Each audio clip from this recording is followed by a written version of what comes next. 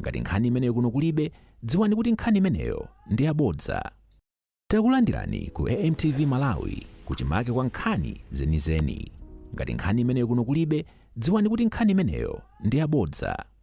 Takulandirani ku AMTV Malawi kuchimake kwa nkhani zenizeni. Ngati nkhani imeneyo kuno kulibe, dziwani kuti nkhani imeneyo ndi yabodza.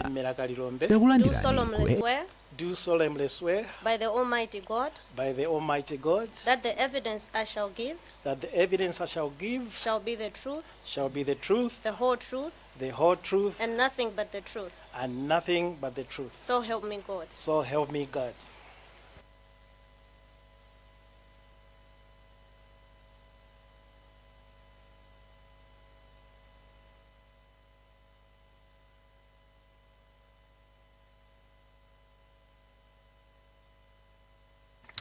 Thank you, Mr. Kalilombe, for your cooperation this far, and we appreciate your presence. We will be asking you now to make your presentation. We notice you have circulated your report. You will decide the best way of giving your testimony. After you've given your testimony, members will ask you questions. The floor is yours. Thank you. Mr. Chairperson, members of the Parliamentary Ad Hoc Committee investigating the 10th June 2024 Chikangawa plane crash, and members of the Parliamentary Secretariat. I am here to honor the summons that were served on me, dated 24th June 2026, by the Ad Hoc Committee, demanding my explanation on the role I played in the preparation of the flight, passenger coordination, and boarding of the plane which conveyed the late Saulos Chilima, former Vice President of the Republic of Malawi, to Nzuzu on 10th June 2024. Here is my submission. I'll start with the background. I was privileged to be part of late Dr. Saulos Chilima, former Vice President of the Republic of Malawi's entourage to South Korea for the first South Korea-Africa Summit. During the trip, I was tasked with the responsibility of ensuring that late Dr. Saulos Chilima, former Vice President of the Republic of Malawi, and his entourage adhered to the schedule and laws of the summit.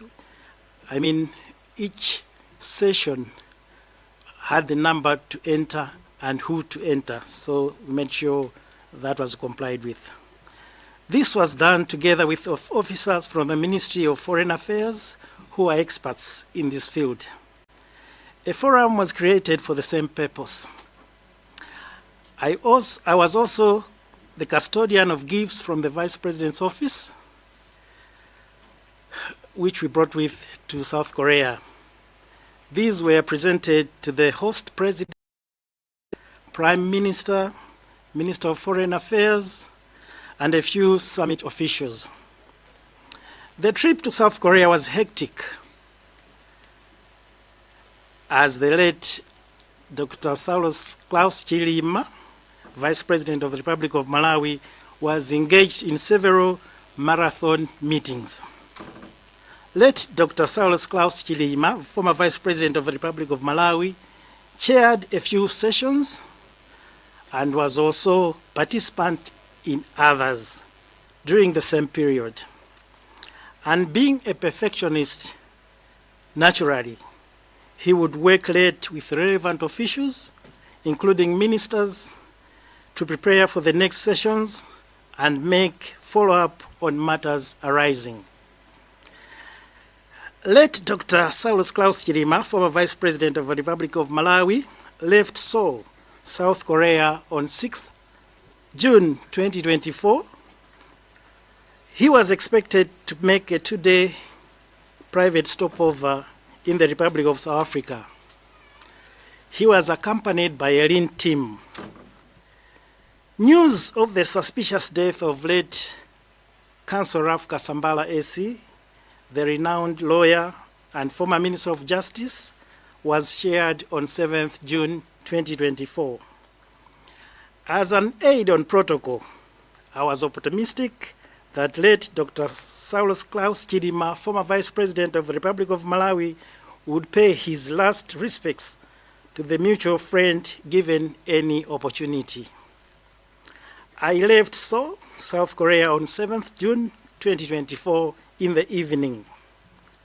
During the flight, news was also shared informally concerning His Excellency Dr. Lazarus Makafe Chakwera, former President of the Republic of Malawi, Malawi's trip to attend a summit in the Caribbean Republic of Bahamas, arrival in Malawi. As indicated earlier, late Dr. Saulos Klaus Chilima, former Vice President of the Republic of Malawi, flew back to the country from the Republic of South Africa.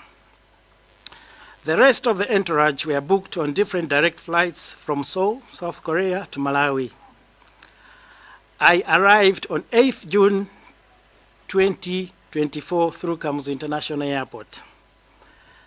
Late Dr. Saulos Klaus Chilima, Vice President of the Republic of Malawi, was expected to arrive at Chileka International Airport en route to Lilongwe on 9th June 2024. For this, he did. Late Dr. Saulos Klaus Chilima, former Vice President of the Republic of Malawi, was welcomed at Kamuzu International Airport around 16 hours. He was driven straight to his residence soon after he disembarked from his plane. I was part of the welcoming party. Trip to Nzuzu. As expected on 9th June 2024, the updated schedule of activities for late Dr. Saulos Klaus Chilima, former Vice President of the Republic of Malawi, was shared to me in the evening. The late Dr. Saulos Klaus Chilima, former Vice President of the Republic of Malawi's activities for the next day included a trip to Nkatabe to attend the state funeral for late Council Ralph Kasambala AC, and to see off His Excellency Dr. Lazarus Makafe Chakwera, former President of the Republic of Malawi, at Kamuzu International Airport on his departure to the Bahamas. Members of staff who were expected to join late Dr. Saulos Klaus Chilima, former Vice President of the Republic of Malawi, on his trip to Nzuzu, were communicated to individually. Therefore, on 10th June 2024, I went to Kamuzu International Airport to prepare for late Dr. Saulos Klaus Chilima, former Vice President of the Republic of Malawi, Malawi's departure to Nzuzu and Nkatabe, respectively. Some of my duties at the Vice President's office included making advance visits to prepare for late Dr.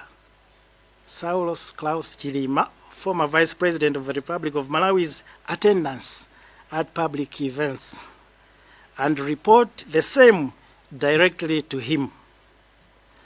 I also made sure that Dr. Saulos Klaus Chilima, former Vice President of the Republic of Malawi, was accorded the honors he deserved at public functions.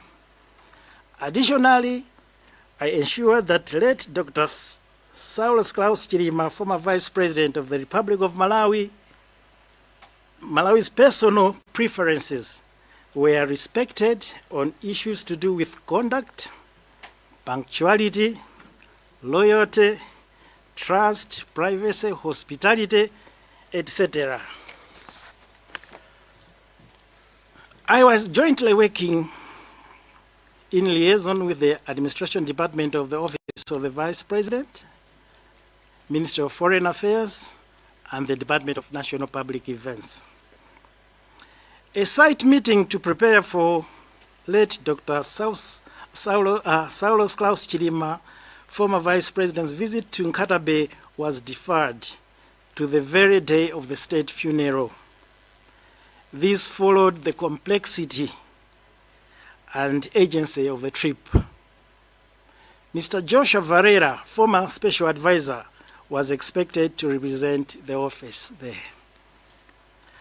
I arrived at Kamuzu International Airport an hour ahead of schedule. Scheduled expected time of departure, EDD, for late Dr. Saulos Chilima, former Vice President of the Republic of Malawi. I inspected the Vice President's lounge and met some members. They included an airport security officer, late Mr. Abdul Lapugeni, former Deputy Chief of Protocol, Mr. Chinzimu, Protocol Assistant, late Madame Chanel Zimbiri, former Special Advisor, and Dr. Lake Sikwese, former Secretary to the Vice President. While waiting for the arrival of late Dr. Saulos Chilima, former Vice President of the Republic of Malawi, I was informed by Mr. Chisomo Chimaneni, ADC, that the convoy would proceed straight to the apron without making a stop at the VVIP lounge. I took advantage of the development above and proceeded to the apron to confirm the passenger manifest with the plane's engineer. After meeting the plane's engineer, I learned that Madam Mary Chilima and Miss Gloria Ntukule, Personal Protection Officer, would not travel despite appearing on the passenger manifest, which was in his hand, the engineer. It was not strange for Madam Mary Chilima to excuse herself from public functions attended by late Dr. Saulos Chilima, former Vice President of the Republic of Malawi, and I was not obliged to seek an explanation for her exclusion. Meanwhile, the two pilots were seen seated in their cabin preparing for the flight. The first passenger to board the plane was Madam Chanel Zimbiri, Special Advisor, who had arrived earlier.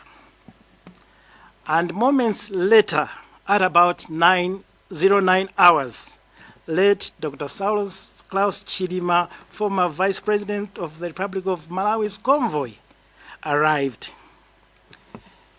He was led towards the plane's exit door by late Mr. Abdul Lapukeni.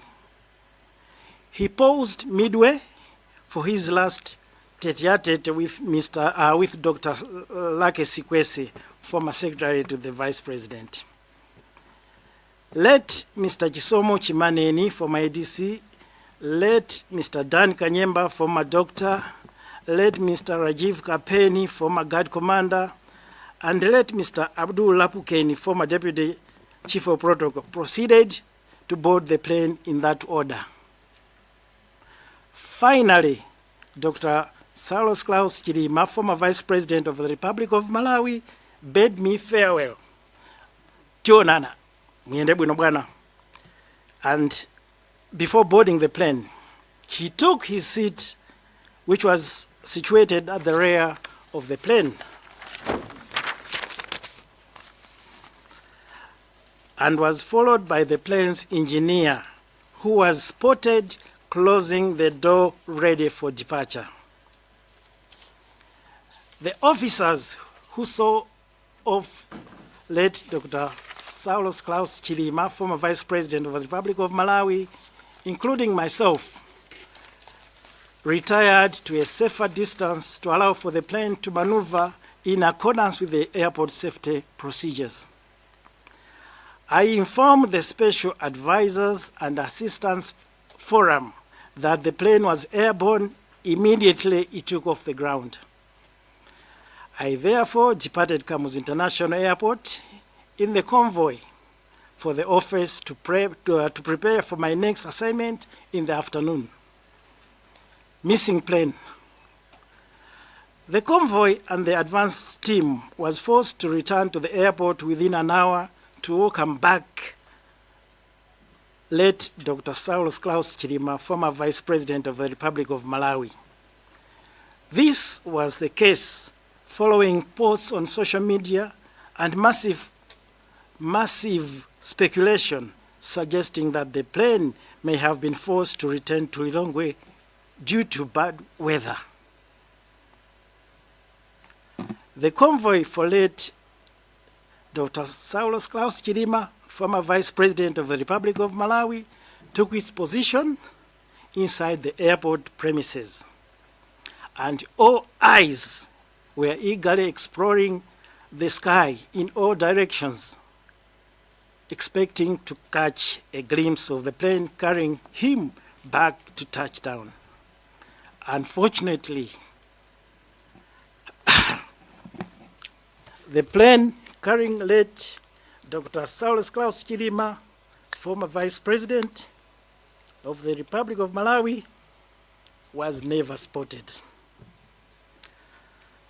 After nearly 2 accumulated hours of desperate waiting, a dark cloud fell over me, and I developed a strong feeling indicating that the worst may have occurred.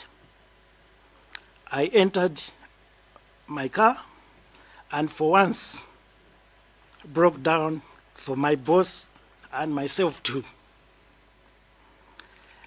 A decision was later made around noon for the team in Distraught to return to base. I have conclusions, but maybe it's not the right time to read the conclusions. Should I proceed, Mr. Chair? Yes, you can conclude. My conclusion is the country is witnessing development in various sectors as evidenced by the emergence of modern office complexes, private luxury homes, top-of-the-range vehicles, and improved infrastructure. Will the government of Malawi and its partners please also modernize the existing airports? It should also refurbish the Malawi Air Force facilities jointly with those belonging to the Malawi Police Service, whose planes were once a pride in the skies of Malawi. Lastly, I'm sure that Malawians, together with the souls of late Dr. Saulos Chilima, former Vice President of the Republic of Malawi, and his fellow victims, shall smile and be proud of that anticipated reform. May their souls rest in peace. Honorable Chairperson, members of the Parliamentary Ad Hoc Committee investigating the 10th June 2024 Chikangawa plane crash, and members of the Parliamentary Secretariat, thank you for your attention. Thank you, sir.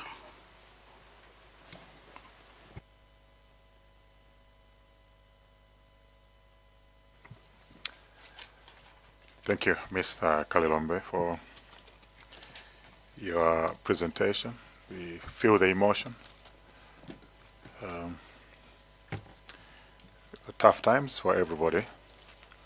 I know the memories will linger on for many years. And obviously, a lot of questions that you have, just like most Malawians. And we have this ad hoc committee to try and answer some questions. So I will open the floor to members to ask a few questions to you. We start with Deza Kasina. Chair, ziko mkwambiri, ndiyambe ndikupepesa kwa Mr. Kalilombe chifukwa chotaya the best boss and your friend. I know how close you were, the late Vice President. Kumabe mina nena chairmo, mtolole tufuse kwa mafuso, nini mafuso atatu, I think. ndili pa page 3 ya presentation yanu imene mukulongosola kuti munapanga inspect munayendera ku lounge ya vice president munali ndi achinzimu ndi the late madam Chanel Dzimbiri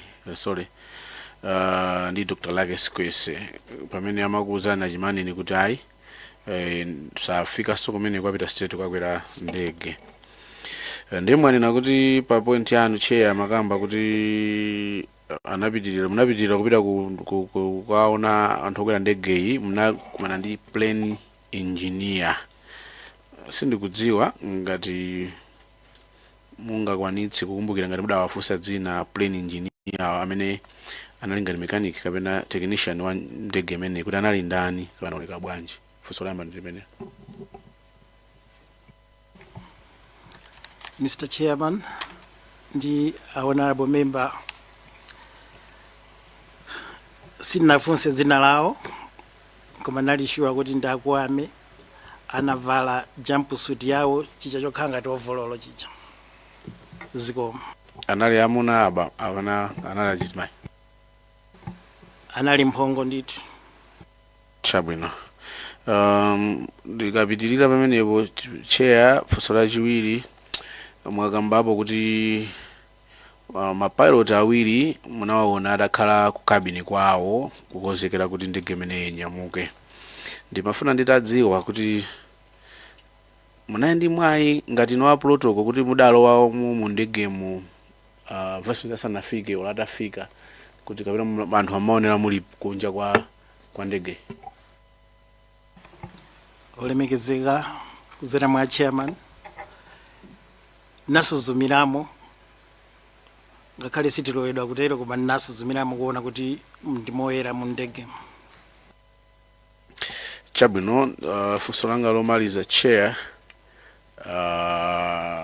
mwina lomaliza litsala limodzi mwachula mayina amene anakwera ndege munaona malemu a Shimaneni IDC former Dr. Akanyemba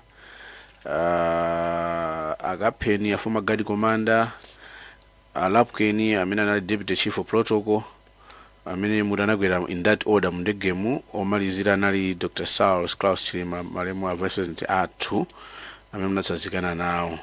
Ndimafuna mulipanga confirm kuti mene munasuzumira mu ndegemu munabemo upatula anthu awiri amene mwatchula aja munabeso munthu wina ndipo anthu amene anakwera ndege ndi amenewa kulibeso nkhope ina chilendo.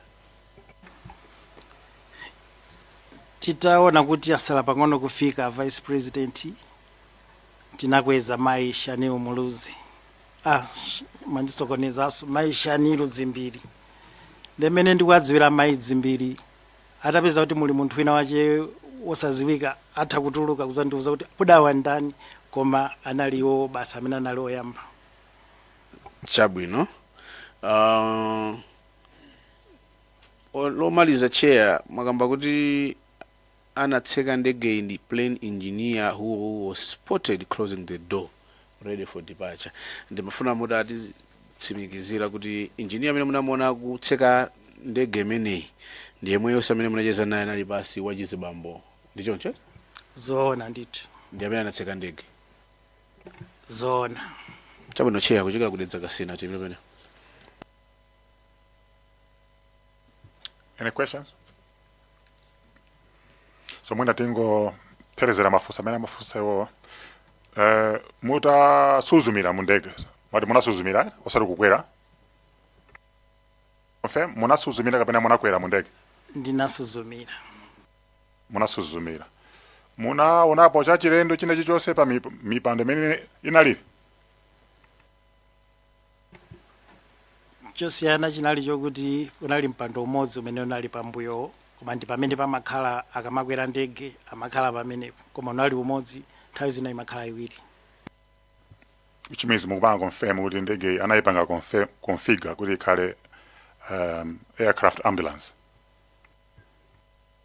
Zitha kutheka koma nthawi zambiriso ndege imene imakwera ifeyo timadziwa kuti imakwera anthu 12 ina yofanana nayo imakwera anthu about 19 koma ife timakwera imene imakwera anthu 12 chifukwa imakhala ndi mpando wa ulemu anthu samakwera asaizi osati ambirimbiri. sonzo ti muli ndi chithunzithunzi cha amene ndege imaonekera mkhoza toza ti sitting arrangement inali bwanji? Amayi Shanilu anakhala kutsogolo ndemene amakwera enawa sinasuzumire kuti akhala bwanji, koma omalizira enieni anali bwana amene anatisiyawo. Mpando wa former vice president unali pafupi ndi toilet? Mundege imene za toilet ngati ayika, koma munalibe toilet. Okay, we need to explore that. Okay, kama zoti muli toilet simukudziwa kapena you're not too sure? Sindingatsimikizire kuti muli toilet, koma kanati ka kitchen kusogolo kopoyika ma drinks zimene zonde zitautheka, koma za toilet ndinama. Chifukwa takhatukuzira kuti inali VVIP aircraft, sonzo tizofunikira ma facilities also a convenience also adalipo, so mwina ni nkhani yoti titakupanga follow up, but we'll take your comment as it is. Zikomo munalibe toilet. Chano fani ngufusa naso mentally fusala no. Bwana Kalilombe. Munakwera kwa ndege imene? Naikwerako. Nkata Benoth?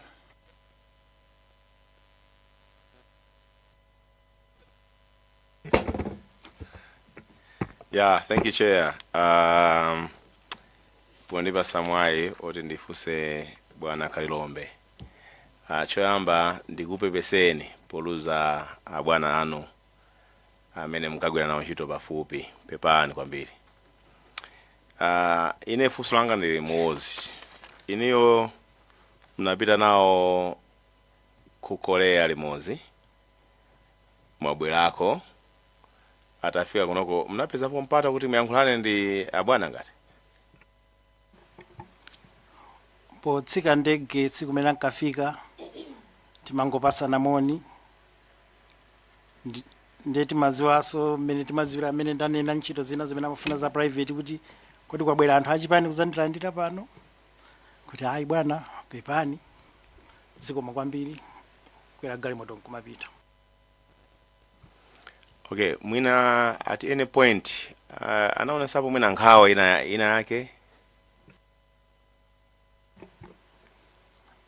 Zokuti nkhawa ndi kunamizani, anali munthu wamphamvu zake tikayang'anira zana ukaona mazo kuti ali mudi akufuna zipita ku nyumba yawo akutsika bwino zikomo nyamuka kumapita. Okay, ndi mukusimikiza kuti pamene amachokera ku South Africa nakambirana sanaonesepo china chilichonse kuti mwina he fear something or he has heard something bad news or whatever? Mene ndanenera siti mnayankulisani muchita kutalikirana mango yankulisana kudutsana akwera galimoto. Desi nakhale ndi nthawi yokuti ndione kuti ali ndi nkhawa apo ndinama. Chabwino, nde mungatuze chani about the life of the vice president, because iniyo mnalingata protocol pafupi na mungatuze chani komiti mungayuze bwanji kuti mwina tiziwe kuti nzona alibe nkhawa, anali munthu wabwino samadwala. In shortly mungapange describe bwanji late vice president? Anali munthu wopemphera. Siku limene ankabwera ku airport anali akuchokera ku chalichi. Anali munthu olimbikira. Anthu amanena kuti mwina atopa amene koma munthu anabwera kubwera kutsika galimoto makambirana ndi asikwese tipange izi kupita kunja kupita kumulawirira tsiku lokwera ndege umapita uko zamphamvu zokha nde sindinganene kuti anali munthu wankhawa kaya kapena poti sindimakhala nawo ku nyumba, koma ifeyo mmene timaonera anali bwino ndithu. Thank you, Chair. Planta Malabad, Kenako Mwanza Central. Thank you very much, Chair. Joyamba ndipepese pazovuta zomwe zinakugwerani Mr. Kalilombe. Mafunso anga alipo atatu. Funso layamba lichokera pa page number 2.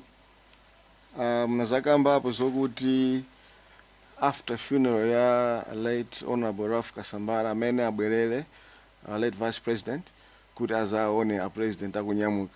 Munagwizana kuti muzasinthana nthawi yanji? Number 2, second question on the same page. Mnakamba sozokuti ndipemphe nawo tiyankhire bwanji kusinthana andiuze bwinobwino sinanene kuti kusinthana paliponse. There was a program yokuti from the funeral the late Vice President would come to Lilongwe, see off the former president, Dr. Chakwera. At what time were you supposed to see off the former president? Timembekezera kwa ndege ya Chakwera imeneka kunyamuka 5 p.m. 5 p.m. Ndina nthawi yonse yokonzekera. All right. Second question. Mnanena kuti you were also responsible for ensuring kuti my personal preferences late Vice President were met, hospitality and stuff. Mutafika kukia, munakumana ndi the planes engineer. Munakhala ndi mpata omufunsa mafunso ena kuti maybe weather inali bwanji okapena ndege inali bwanji. Chimene tinafunsana nali muoni mwenda bwanji, tione list kodi ili bwanji lero, ndikuonesana kuti list anthu onsewa akumatamvaso kuti mayi wasabwera zikomo kwambiri, ndikuyang'anadi kuti zinthu zili bwinobwino. Ntchito yathu basi timangokhala ngati achitetezo patokha, ndi timayang'anang'ana zosiyanasiyana kuti kodi avala bwino sanavale jombo yong'ambika yochititsa manyazi, zinthu ngati zimenezo, koma anali bwino ndithu. Okay, yeah, that's why I was asking, were you concerned about security? Munaona kuti zonse zinali bwinobwino, there was nothing suspicious? Panalibe, chifukwa airport security analipo ndithu mene amabwerera akudikirira ndegeyo, uku asilikali wakuzungulira okha pafupi ndi ndegeyo, akulu amene wa engineer. Okay, so my last question, Chair, ndi zovala zomwe anavala, what color is na jumpsuit imene inali mtundu wanji? Inali ya green, ngoti jungle green. Thank you, Chair. Mwanza Central. Zikomo kwambiri Chair. Nimafuna ndifunse kuti gulu limene munali nalo pamene amakwera ndege ya Vice President ndi gulu lina lonse, anthu amene munatsala usakwera ndege, mwina panali ndani ndi ndani amene mungakumbukire? Amene nthawi zina tingathe kukwera ndegeyo panali APS ndi ineyo. No, ndikutanthauza anthu amene munayiona nokuti aperekeza nawo pa ndege paja pambali pa gulu lanu, mwina ngati ena achitetezo kapena ochokera department zina kapena ena ogwiraso ntchito ku airport komwe kwa ma department ena amene mungathe kuwakumbukira ndi ndani? Amene ngoti dzina lawo lingandithawe, koma ndimacheza nawo kwambiri, anali oyera atali, anali airport, deputy airport security officer amenewo ndamene ndimacheza nawo, amene analipo. Ena anali amene tinabwera kuchokera ku office pa convoy, ena anali achinzimu ndi gulu lawo la makapeti likuyang'ana kuti kodi zinthu zikuyenda bwanji. Okay. Mwina inuyo achinzimu munakhala nawo, mungathe kukumbukira kuti anayima pati ndi ndegeyo, inu munayima pati? Ine nayima ndithu pafupi ndi pokwerera pa chitseko. Achinzimuwa sinachite kuyang'anisisa kuti anali pati, koma usalephera anali pafupi pompo, koma poti panali abwanawo alapukeni iwo sayandikira kwenikweni pakakhala kuti alapukeni alipo. Chabwino, alapukeni anakwera nawo ndege? Alapukeni munena alapukeni ake omwe wanali mu ndegewa kapena ina? abwana atafika akukambirana ndi Sikwese, gulu limene linamalizira kukwera ndege anali Alapukeni, a Deputy Chief of Protocol. Okay, zikomo kwambiri. Nimafunsa izi chifukwa chokuti achinzima anabwera nde anatitsimikizira kuti nawonso anaona anthu amene amakwera ndege. Nde ndimangofuna tidziwe kuti kapena mwina pamene analipo panalipo patali pokuti samaona kuti mwina zimene amanena mwina mangozionera patali kwambiri. Chifukwa ndimafunsa kuti mungathe kukumbukira kuti anayima patali bwanji ndi ndege. Nde mwayankha kuti anali pomwepo koma simungakumbukire bwinobwino kuti anali patipati chifukwa abwana onso anali malo omwewo. Zikomo kwambiri. Chair, that's all from me. Dedza Mayani. Zikomo kwambiri Chair, chifukwa chopereka mwayi kwa anthu akudedza Mayani kuti aperekepo mafunso. Bwana choyamba nanenso ndikupepeseni, landirani kupepesa kuchokera kwa anthu akudedza Mayani chifukwa chotaya mtsogoleri wathu komanso amene inu mumagwirizana naye kwambiri. Ndinaona mmene munapangira presenti, zinaoneka kuti ngakhale kuti anali bwana wanu komanso anali mzanu, zimene nthawi zina pa ntchito sizimachitika kawirikawiri. Ndikuthokozeni chifukwa chakagwiridwe kanu ka ntchito ka mtundu umenewu. Koma pakuti inuyo munali oona za protocol, ndikukhulupirira mwapita ku airport maulendo ambiri. Mu trip imeneyi mwafotokoza mu presentation yanu kuti ndege convoy inaenda straight kupita ndinganene kuti chichewa chake pa apron. Chindivuta ndingonena kuti kupita mu galaundi kapena kuti pa msewu wa ndege kuti mwina zimveke mosavuta kuti pa msewu weniweni wa ndege. Zimenezi zinali zoti mwazionapo kawirikawiri kapena chimenechi chinali ngati chachilendo mu ndondomeko yakanyamukidwe ka a vice president olo kwa anthu akuluakulu?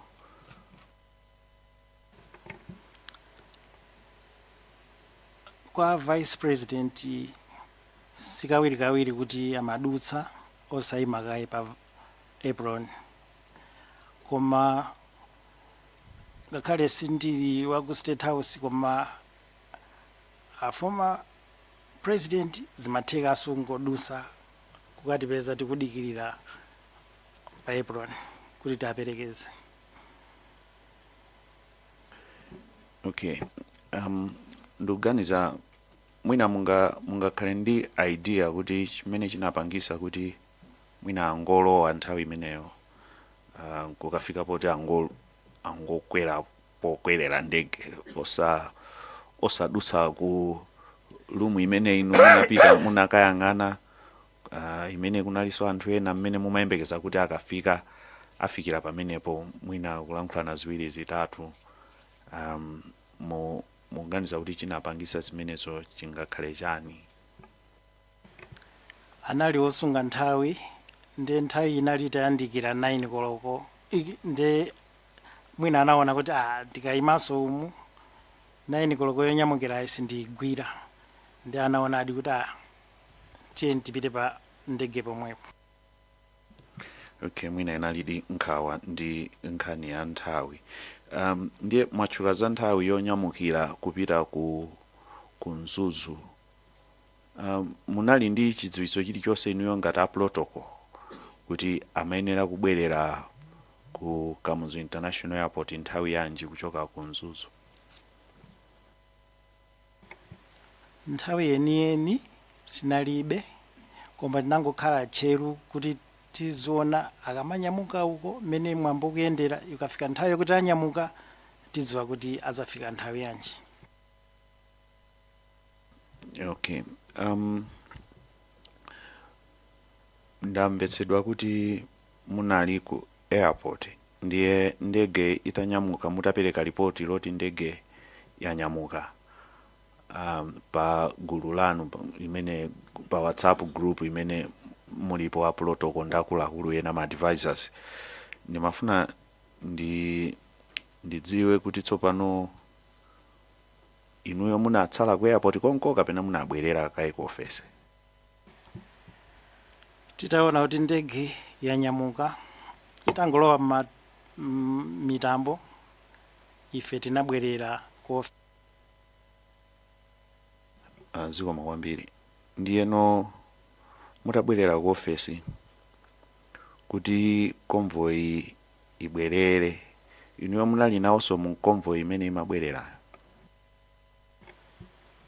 Magalimoto timandondozana ndi amene amalamulira convoy anali my Gloria Kantukule, popeza kuti anali a second in charge, analinso in charge ya convoy amenewa, ndi zimene amagwirizana achitetezo mwina anauzana kuti tiye tibwerere ifenso tikuyang'anayang'ana kuti kodi akafika kapena iyayi, ndi mmene tinabwererera. Okay, so mukufotokoza kwanu mukutsimikizira komiti kuti amene analandira uthenga kuti tiye tibwerereni ku airport anali my Gloria Kantukule? Atha kukhala ali chifukwa ndi amene amalamulira convoy, abwanawo ali ndi a former vice president mu ndege. Ndathokoza kwambiri chifukwa cha kufotokoza kwanu. Munanenapo komaliza, munanenapo nkhani yoti ku Korea ntchito yake inali ya busy kwambiri, pa Chingerezi magwisa ntchito mawu akuti hectic. Komanso munafotokoza the late former vice president Dr. Saulos Chilima kuti analofuna zinthu za perfection, amafuna chinthu chilichonse chichitika mwa ndondomeko mu nthawi yake. Munatchula mawu angapo amene inuyo munafotokoza. Mukuona kuti mwina mukuganiza kwanu, nangofuna ndimve maganizo anu, mukuona chifukwa chofuna kuonetsetsa kuti chinthu china chilichonse chichitike mwa ndondomeko, ngakhale ulendo unali woti anatopa nawo, mwina zingakhale zifukwa zimene zinawakakamiza kuti ngakhale tsikulo likuoneka kuti zochitika zachuluka komanso anatopa ndi ulendo, ndipo tili ndi umboni kuti zimamvetsedwa kuti amayi Mary Chilima ananena kuti sindipita chifukwa anali ndi zina zochita, komanso ena amafotokoza kuti anali atatopa ndi ulendo.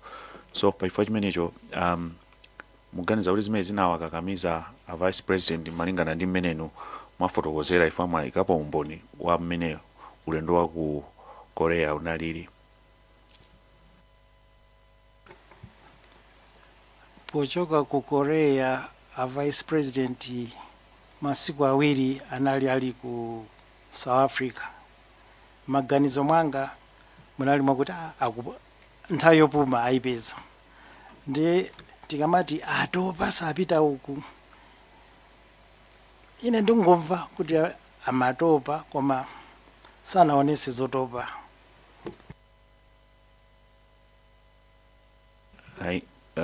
Ndithokoze kwambiri chifukwa cha mayankho anu. Chair, ine ndiyimire kaye pomwepo. Zikoma kwambiri. Kozamaliza? Oh, okay. The Mulanje North, Lilongwe Mude, and then Planta Malabat. Zikoma kwambiri. Nefunso langa ndi limodzi, koma choyamba ndingopanga declare kuti Kalilombe ndi wazi wanditu ndamene amatisamalira kuchalichi kwathu timata chipembedzo. Ndimafuna ndifunseko nkhani ya manifest. Kodi amene amapanga prepare manifest ni ndani, kuti mundegemu mukwera awa ndikukhulupirira panabwera kanali ya PS ya baba ali pamodzi amakamba kuti samaziwa kuti anthu ena anapezeka mu bwanji mu ndegemo ndayiwala kuti anali ndani koma ndithu nkhani ya manifest itabwera alipo wina waku analongosa kuti ena wandikutha kumvesa kuti ena ma-advisor koma ena sindikuziwa kuti anapezeka bwanji mu ndegemo. Then mafuna kuti mungotithandizira kuti unikira kuti kodi manifest amapanga ndani kuti anthu awanda amene apite kwakuti limodzi ndi VP zomwe kwambiri. Ndilowerera ntchito ya eni koma ku office kwathuko kunali achitetezo, madokotala, apresi, ma special assistant. Nthawi zambiri madokotala amagawana okha kuti atapita ulendo ndi wakuti. Achitetezo akuluakuluwa samasintha kwenikweni, agadi komanda ndi ADC koma ena amatha kusinthana. Ndiye ikafika nthawi ya ma special assistant abwanawo amasankha okha kuti ndipita ndi uyu ndimene timaziwira khangati amayankhulana ndi munthu wina koma imva maza kuti amasankha okha. Tikakhala ndi meeting ndimasankha ndekha. Akamalembaso ma request amene amatitumizira kuti programu ya bwana ndi amakhala sakudikira kuti abwana ndiuze kuti amene atapite ulendo umene ndi ndani, amapanga okha nditi. Zomwe kwambiri.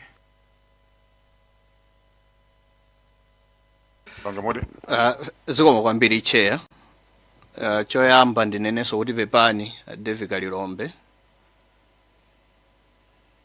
Koma ndimafuna ndinene ma points awiri awa kuti ndifuna ndikuthokozeni chifukwa choti mwatitsimikizira kunena kuti inuyo ndame mudaona mayina anthu amene akukwera ndege pamene tikuti manifest komanso inuyo mudasuzumiramo mu ndegemo.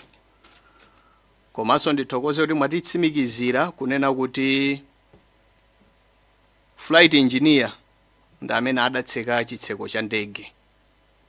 Ndiyeno funso langa ndilongoti mungonditsimikiziranso kuti nsachoke ndi kukayikira china chilichonse kuti ndinudi amene munali pafupi kwambiri ndi ndegeyi, mwanenanso ndi a Dr. Lake Sikwesa PS ndegeyi kunyamuka. In other words, tidakakhala mchizungu tidakanena kuti can you confirm kuti you were the closest person to the aircraft isadanyamuke ndipo imanyamuka inu nkumapita. Ndimafuna confirmation imeneyo. Zona nali pachitseko mene amatseka. Zikomo kwambiri chair. Zikomo kwambiri. Kulima funso ena. Okay, somebody. You had okay, so I'll come. So you take the floor. Yeah. Then we come and then we wind up this side.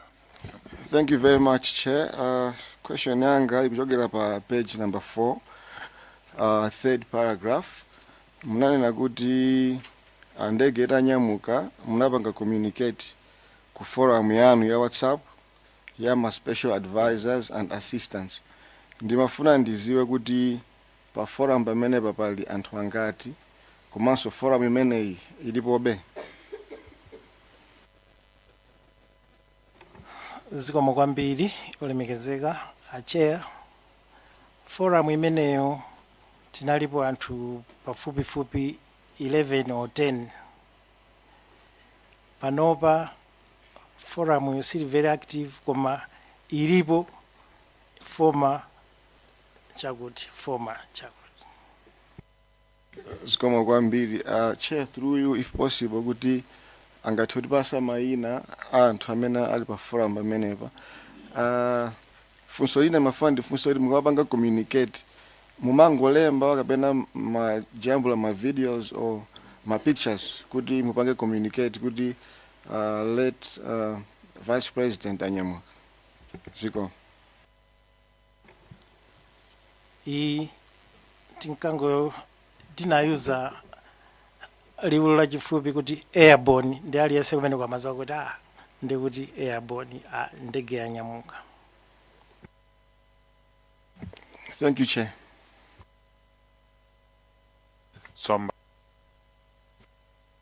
Zikomo kwambiri chair.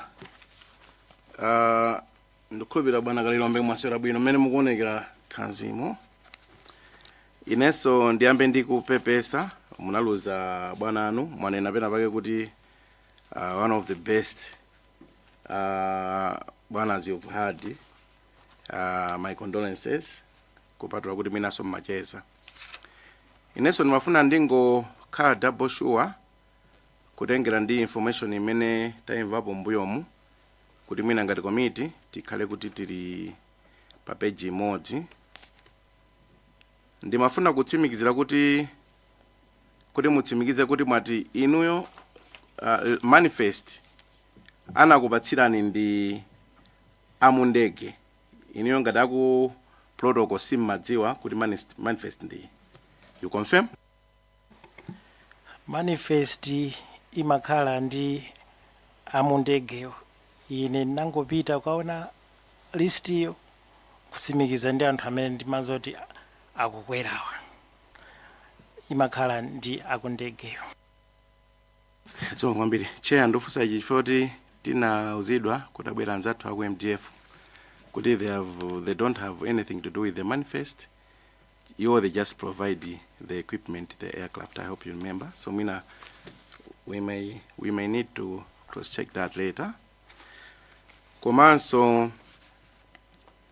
ndimafuna kuti nditsimikizire kuti munamvapo kuti ndege imene amayenera kukwera a former president Dr. Lazarus Chakwera inasinthidwa from 1 koloko kupita ku 5 koloko. Tikangodziwa kuti ndi 5 o'clock chifukwa tinachoka abe ku airport munyamuka kuti tiziona masanawo zinazo inali ya 5.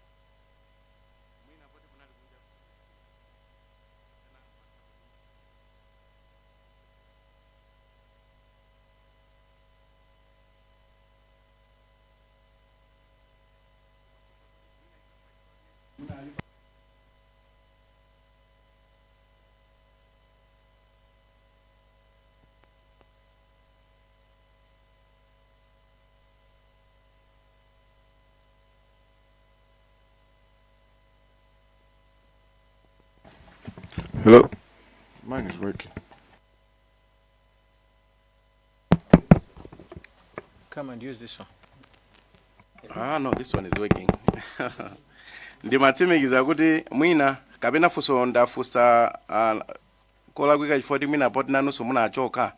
Ndifusa izizi chifoti kumamveka ma witnesses ena amanena ngati kuti former president amene kunyamuka 1 koloko ulendo unachita kusinthidwa kuti ukhale 5 koloko. Nde zitakhala kapena simadziwa chifoti kunalibe kapena muli ndi njira zolumikizana kuti munakadziwabe. Mene nanenera muja kuti schedule ya activities inali kuti apita kumpoto komanso madzulo aperekeza a president. Ine zimene ndimadziwa ndi nthawi imene inali pamenepo ya masana amene wa 5 koloko. Kwambiri. So ndimafunanso mwina titsimikizire kuti maofesi anu amene magwira ku tsiku ndi tsiku ndi ku airport ko kapena ku magwira kuti tsiku ndi tsiku.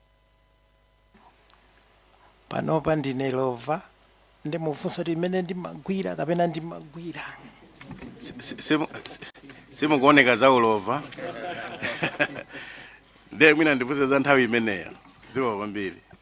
Office zinali ku Capitol Hill ndi Chapa City Center pacha. Kutanthauza kuti mukhoza kutsimikizira kuti inuyo ndi Agrips Chinzimu amene amagwira ku airport mwina akhoza kukhala kuti amadziwa airport ija bwino kuposera inu mwina ifoti magwira kutali ndi airport ya. Kuidziwa bwino kwake ali ndi mapasi amene amatha kuyenda pa apron ukalowera kuseri ukatulukira malo ena koma ikati nthawi zinazokhuzana ndi a VP pamene amadusa ndi a president ipo ponsepo panali pamene timadziwa tonse timadusa nditha kuyankhulapo kuti ndimayesera kudziwaso airport. Mwachidziwikire ndino mmodzi mwa akatswiri nangasimagwira ntchito imene inali yanu, koma ndimayelekezera kuti potengera kuti iwo amagwira daily mmene anatiuzira kuno ku airport iko. Ino nthawi zina pakha kuti pali maulendo kapena zina zofunika mmango pitako. Ndiye kumbali ya experience mukhoza kutsimikiza kuti iye amakhala kwambiri kumeneko ndiwowo kusiyana ndino. Zoona olemekezeka amakhalako office yawo inali ku airport konko. Ziwo kwambiri. Mukhozatso kusimikizira kuti munanena kuti kungogwirizana ndi anzanga aku Lilongwe mude kwa mwina ndimageza kuti mwina mungo itakhala kuti you are one of the last people close to the aircraft, kuti flight number panaliso Dr. Skwese ndi anthu ena, ndi mafuna tingokonza kuti mwina komiti isamve ngati ndinonokha kuti mwina ikhale kuti one of the last people close to the aircraft. Mukhoza kusimikizira? Nditha kutsimikizira kuti a vice president atatsika galimoto yawo anakumana kaendi ya Sikwese apo ine ndili kufupi ndi ndege. Atamalizana kumeneko ndimene amazakwera ndege kundibaibisa komaliza nditero. Ndimafuna kupeka chithunzithunzi chokuti mungatsimikizira kuti ndege imaonedwa kuti ndiyo simunalipo nokha. Anthu ena sanayandikireso amene ndingati amayang'anisisa ndi ya security amene agroya akantukule amene amazatenga no charge oti abwanawo akwera, koma sikuti timayigwira, koma ndali pafupi imene palili kamera. Ya mafuna chimenecho kuti chimveke kuti simunalipo nokha, panalinso anthu ena mbalimo. Si choncho? Zoona.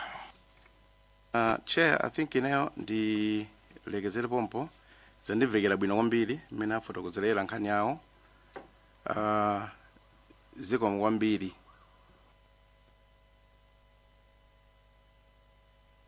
Yes, Vice Chair. Zikomo kwambiri Chair. Bwana Kalilombe, masana abwino. Chair ningonenaso kuti Bwana Kalilombe ndikwaziwa, yonso ndikukhulupirira ndidziwa. Ndiye naneso pepani kuti munataya a best boss komanso anzanu mulandire kupepesa kuchokera kwa anthu akuzomba City South constituency.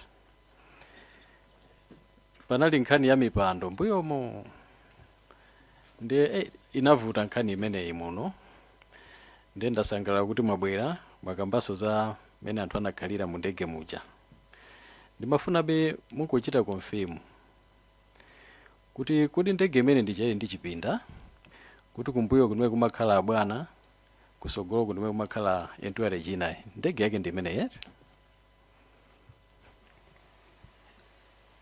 Ndegeyo panali kaketeni kwakuti anthu akakwera kumene kutakhale bwana kumbuyo amatha kumenya kutseka ndi katani, koma kuti chipinda bwina tandiuzani bwino kuti chipinda koma chinali chimozi kungovindikira ndi katani akanyamuka. Chabwino mwina tichitaso verify kuti kodi chipinda chake chodulacho chinali chotani, mwina ena fe tinamva mosiyana titapita kuzomba. China munanena kuti abwana anakhala ndithu kumbuyo kumene kwanayikira mpando, mumati mpando ndithu waukulu osati mipando tina ting'ono takusogolo ticha. Mafuna mungochitaso confirm. Zinali zofanana.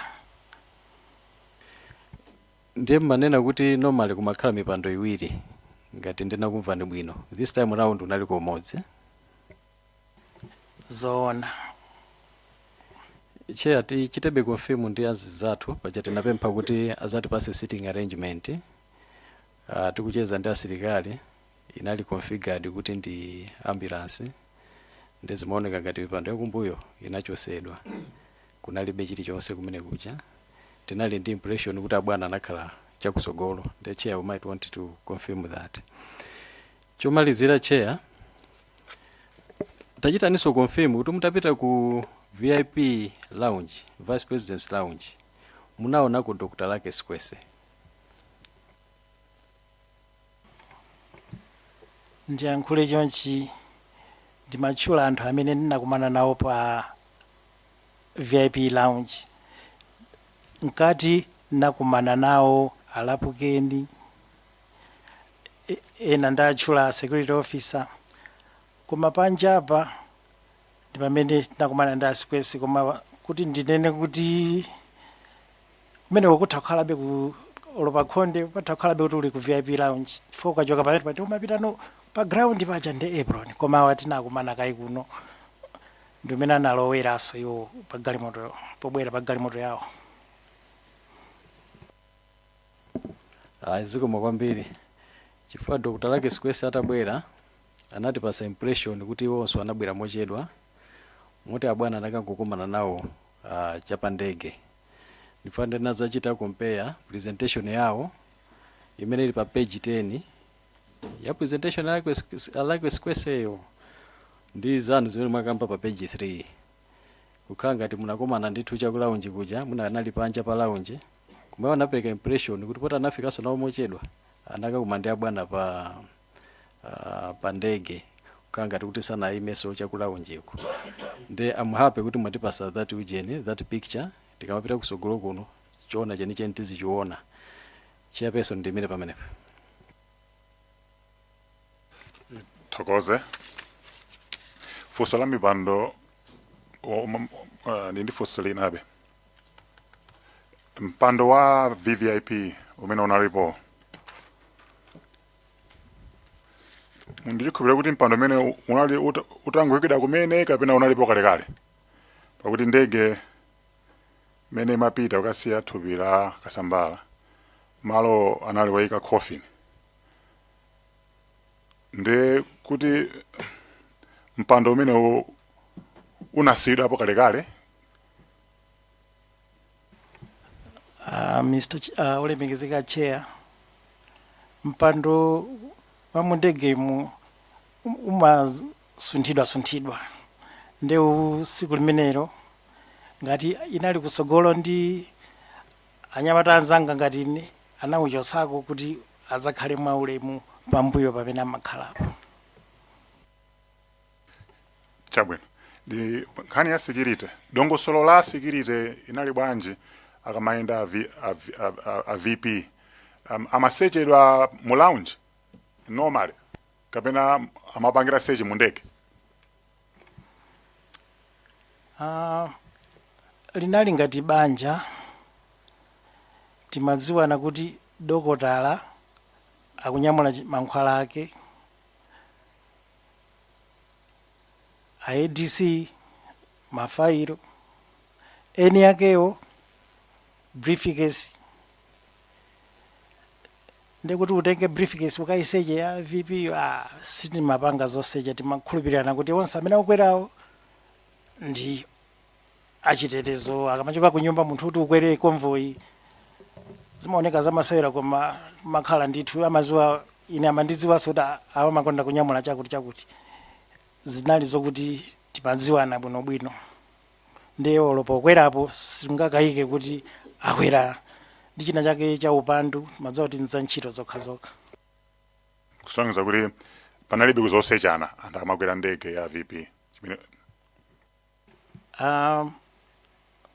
Nthawi zambiri kwakhala kuti kuli function imeneyi tikamalowa pa VIP kwenikweni timatha kulowa through screening kumabwera ku mkatimu.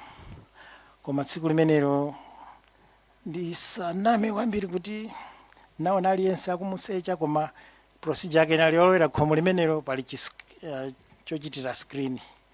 Koma iwo akonvoyi tsiku limene anadusalo panalibenso nthawi kuti ndinganene kuti anapanga screen.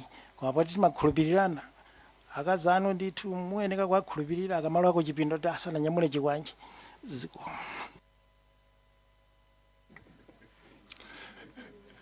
No, ndikumvesesana.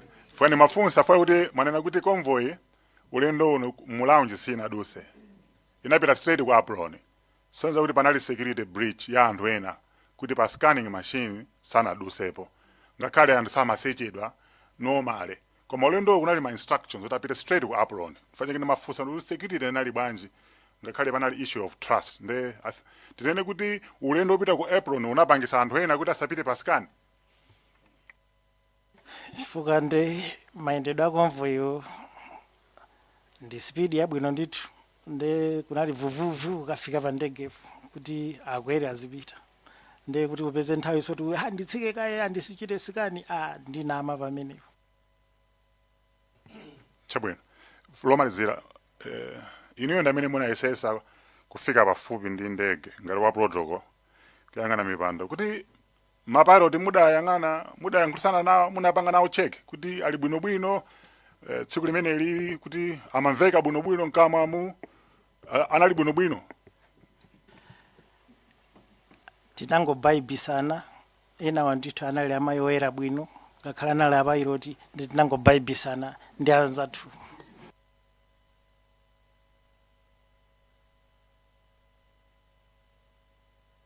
chabwino no monga protocol ine ni mafusa na protocol kuti mwina munali ni malire kuti kupita kuja siku ano koma kumabe munayesesa kuti mungoona nkhope ya apilot zona bwana chabwino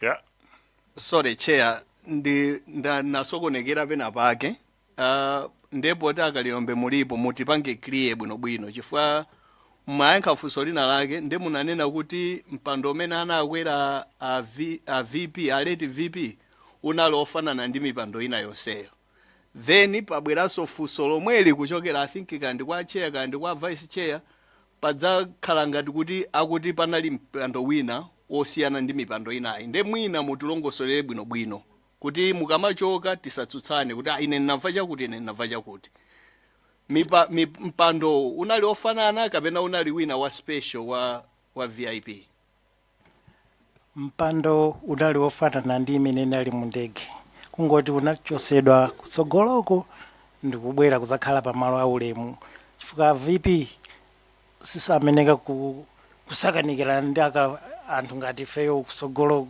ameneka kukhala ndithu pawokha kumbuyo ku mwaulemu ngakhale mpando sunalumene amakwera masiku onse so ndifanye funso lange naye kuti mafuna ndize kuti anapanga asembo nthawi yanji mpando chifukwa titafusa analibe nthawi yopanga config